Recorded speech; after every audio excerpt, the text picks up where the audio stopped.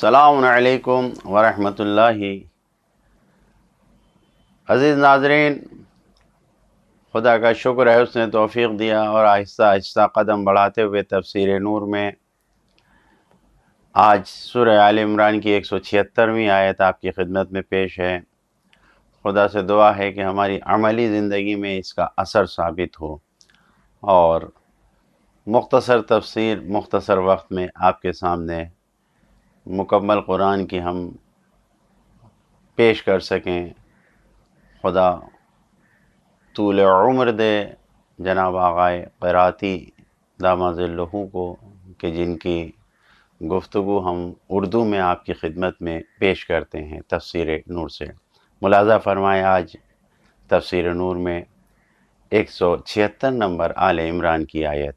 بسم اللہ الرحمن الرحیم لا يحزنك الذين يسارعون في الكفر إنهم لن يضروا الله شيئا يريد الله ألا يجعل لهم حظا في الآخرة ولهم عذاب عظيم۔ اور آپ کفر میں تیزی کرنے والوں کی طرف سے رنجیدہ نہ ہوں، یہ خدا کو کوئی نقصان نہیں پہنچا سکتے۔ خدا چاہتا ہے کہ ان کا آخرت میں کوئی حصہ نہ رہ جائے اور صرف عذاب عظیم رہ جائے۔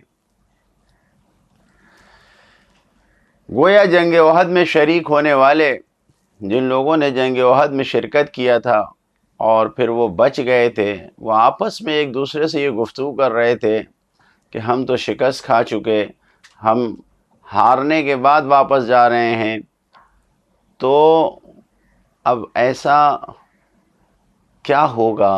کیونکہ مشرکین تو جیت کر جشن مناتے ہوئے کامیابی کے ساتھ واپس چلے گئے مکہ، اور ہم ہارنے کے بعد جا رہے ہیں، تو اب کیا ہوگا؟ یہ بار بار آپس میں خیال کر رہے تھے، سوچ رہے تھے۔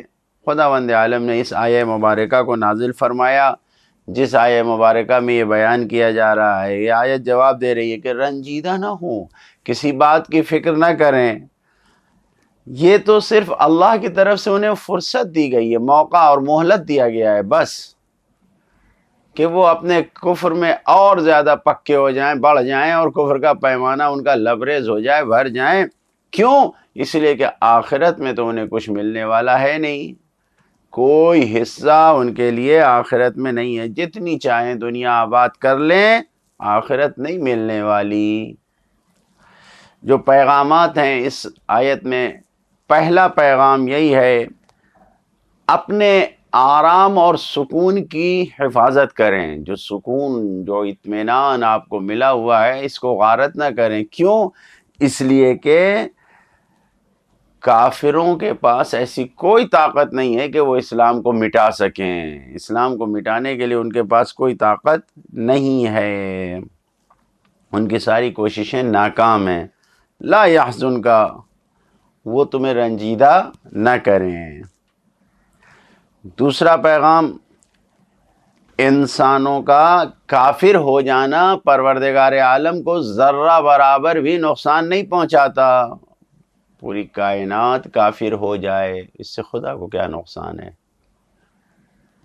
سورج کی روشنی سب پر آتی ہے۔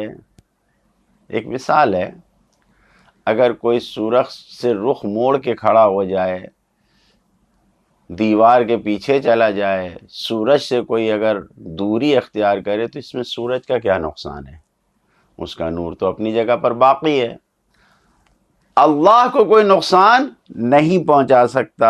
لن یضر اللہ شیئا، اللہ کو ہرگز کوئی نقصان نہیں پہنچا سکتے۔